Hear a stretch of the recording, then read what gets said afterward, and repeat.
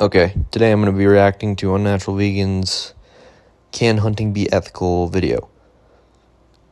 I can't wait. Just to be clear, I am talking about hunting in the developed world. I'm not talking about hunting in like a isolated hunter-gatherer tribe. If hunting is how you survive, that's not what I'm talking about. Here, I'll be answering this question for you. Yes, it is okay. If you were born in a poor tribe in Africa where food is scarce, you wouldn't even think if hunting for necessity is wrong. You have to survive. If you crash on an island, you're going to have to kill something, or else you'll just die. So assuming you're not in such a situation. What even is this question? Of course it's not vegan. You eat meat in the process. What do you mean is hunting vegan? It's not. You shouldn't even ask this question. And you very likely are not if you're watching this video. Yeah, hunting is not vegan.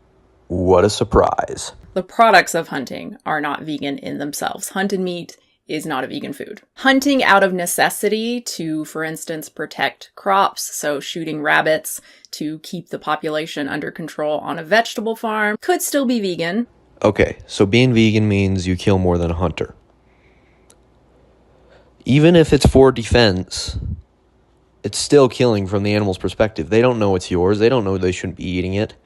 You kill way more animals than I do in one round of crop harvesting than I do in a year. But eating that meat, eating the rabbit meat, would not be vegan. Whether something is vegan or not. Yes, hunting is ethical. Why do you even ask this question? Watch my other videos on why. Is not the only question. It does not encompass all of ethics. So while hunting may not be vegan, it could still be ethical. And eating that hunted meat could still be ethical. We can think of non-vegan food choices that could still be ethical. Something like oysters, very, very likely not sentient. They don't have a brain. Freeganism. Hold on, what even is freeganism? I'm genuinely curious. What is this? What? Getting food from the dumpster? What? Why would anybody do that? Eating hunted meat could be something like freeganism if the animal legitimately had to die. Nope, I ain't eating food from the dumpster. Also, what do you mean had to die? Like, they're not going to live forever. Like, an elk, when an elk is domesticated, he might live for 20 years. In the wild, he'll be lucky to make it to 6 years old. They live short lives with very violent deaths that don't die of old age. They either get mountain lions eating them or disease. That's it. Kind of like eating roadkill, but not quite. That sounds even worse than the freaking freeganism. Like, what twisted, psychotic ideas are you trying to put on this society? Someone who eats roadkill probably would not be unconsciously incentivized to like swerve their car into an animal. Although I feel like the type of people who are eating roadkill probably don't have cars. Well, I freaking hope nobody's eating roadkill. Why are you trying to freaking say these things and put them on us, dude? However, someone who's eating the rabbits they kill for crop protection, they might be disincentivized from employing non-lethal control methods, like installing fences of galvanized wire that reach below the ground to stop them from burrowing. If we find a way to do that, then I'm all for it, honestly. But a fence that goes all the way around a farm, do you know how big a farm is and how much resources that would take? Regardless of whether or not eating hunted meat is vegan, I think an argument could be made for its ethicality if it is actually vegan. Oh, don't worry, it's not. The deer I'm eating didn't come out of the dumpster. We have to ask, number one, is the hunting really necessary? And number two, how much do the people who believe it is necessary overlook alternatives because they'd prefer to hunt? You got me. I do prefer to hunt for nutritious meat rather than digging food out of the dumpster. Also, the argument that is not necessary, being vegan is not necessary, and being vegan probably kills more animals than I do hunting. I kill maybe 3 animals a year if I have a good year hunting. I kill 1 deer, 1 elk, and maybe a turkey. That's more animals that die in crop farming times 2. You're killing more animals than I am. And just a quick look for perspective, this is how many animals die from hunting each year in the United States.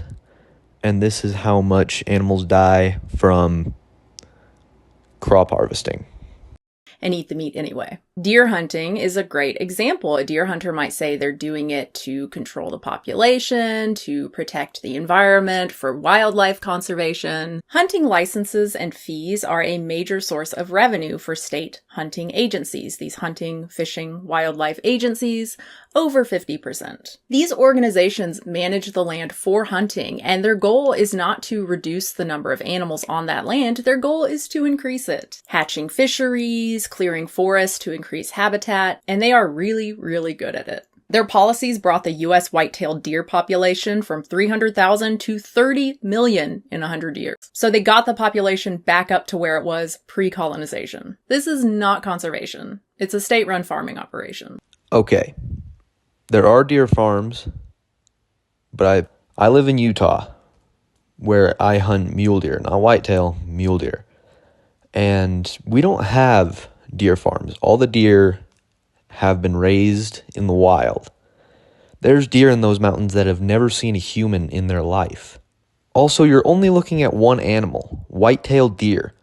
There are other animals that sportsmen save, like turkeys and bears and mule deer and elk. Not only game animals, but non-game animals as well. Ever think about that? Also, where do you think these whitetail farms get their money? Does it just appear out of thin air? It doesn't come from the government. It comes from hunters. Without hunters giving money, those deer populations would still be where they were pre-colonization.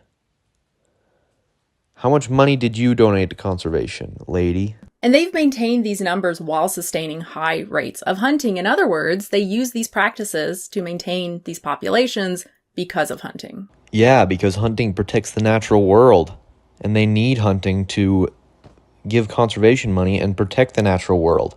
And they've maintained these numbers while sustaining high rates of hunting. In other words, they use these practices to maintain these populations because of hunting.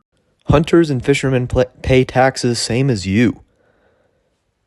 Like, if anything, we're still giving more because we're giving money through taxes and hunting licenses and hunting tags and Pittman-Robertson Act, which you forget to mention in this video.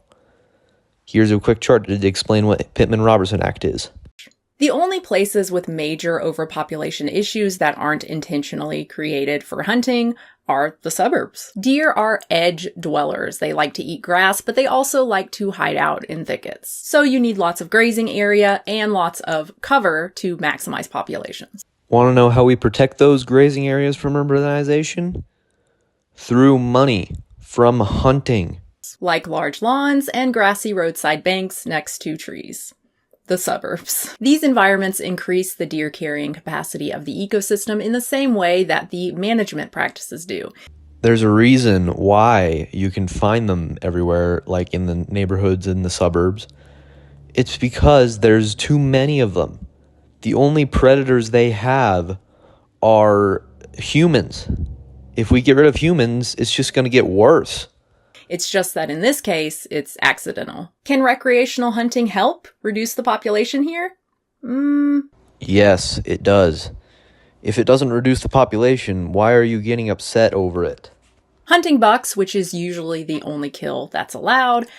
This is false. You can buy antlerless deer tags. I don't like to, but you can. And it's not only deer that we can hunt.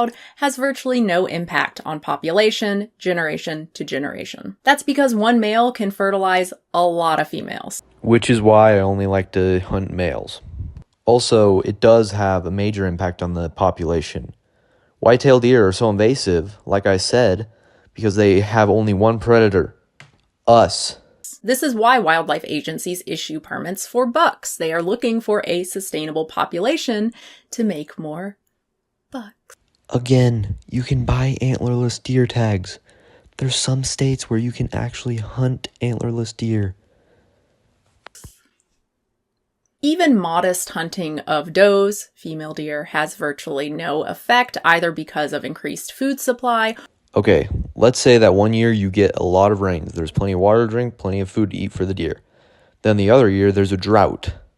There's not going to be enough resources to maintain that population. You're going to have to get rid of some. Also, a lot of biologists actually use hunting as a tool for wildlife population management. Or because something about the hunting leads to compensatory reproduction. So the does, instead of having a single birth, they end up having twins or triplets. More females are born. It's weird how you just said hunting has basically no effect on wildlife populations. Regular major culling operations are really just a band-aid. And by major, I mean a very large, sustained cull with lots of hunters participating right next to a large human population. Sounds real safe. This further proves that you're just pulling facts right out of your anus. We don't hunt in town. It's illegal to do that. I hunt in places that are out miles away from any civilization. Like I said, there's multiple deer that have never seen a human being in their life out there. What about eating the deer, eating the meat that someone killed during a cull? Probably not going to happen. The carcasses are typically collected and processed for donation to food shelters. First of all, it's illegal to leave meat out there like that. Second of all, is it really bad to give food to people who really need it? So is participating in a cull where you don't even get to keep the meat, is that ethical? I mean, cognitive bias would be reduced. I have never heard of a cull in my life. Probably for the same exact reasons that you're explaining. They're crazy dangerous and they're illegal. And you could argue it's a necessary evil in urban and suburban areas. Vehicle collisions are a substantial risk to human health. Are you seriously saying that hunting causes car accidents? This further proves your ignorance. If you took the 1 second to look into hunting, you would know that it's during the rut, when all the deer are dumb and just looking for a doe to mate. But of course, that assumes there aren't better options, and of course, there are better options. Contraception with concerted effort is effective at reducing populations over time. It's a bit of a band-aid too, but certainly a lot safer. Like I said, hunting in town's illegal. Than shooting guns or bows right next to people's homes. Illegal. A much more reliable solution is, unfortunately, a cultural one. We need to change the environment to make it less suitable for deer. So fences to restrict access to food, planting ornamental crops and hedges that deer don't like to eat. How will changing the environment to be better for humans and be worse for deer be different from hunting? Signs and deer crossings, including underpasses, to reduce traffic collisions. Again, hunting doesn't cause car accidents. The rut does. And ultimately, endorsing and participating in these culls probably does not incentivize municipalities to invest in alternatives. What other alternatives will there be that doesn't cause harm to deer? Maybe you can make an argument for it if the city is just doing it in the short term while they look for better options. A lot of people have asked, why can't you use sort of a chemical birth control, some other options for that? But the reality is that the population of the deer itself has gotten to where those mitigation measures are less effective and are not as effective until we're able to lower those numbers. But this could just be cities trying to deflect criticism instead of actually building a solid plan for management. Taking away the deer's ability to breed. Sounds like a great idea. And population control, reduction without culls.